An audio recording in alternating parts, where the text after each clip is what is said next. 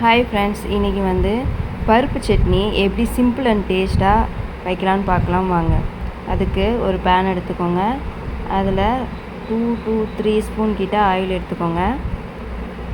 2 spoon உளுந்து, 2 spoon கடலைப்பருப்பு எடுத்துக்கோங்க. இது நல்லா செவக்கிற வரைக்கும் கிண்டுங்க.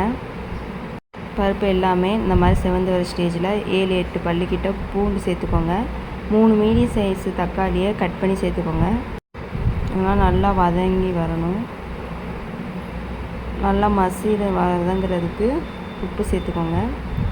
அதுக்கப்புறம் கொஞ்சமாக புதினா, ஒரு மிளகா சேர்த்துக்கோங்க. காரத்துக்கு ஏற்ற மாதிரி மிளகா சேர்த்துக்கோங்க. எங்களுக்கு காரம் அதிகமாக சேர்க்க மாட்டோம், அதனால் ஒரே ஒரு மிளகா எடுத்துக்கோம். மிக்ஸி ஸ்டாருக்கு மாற்றி நல்லா ஃபைன் பேஸ்ட்டாக அரைச்சிக்கோங்க.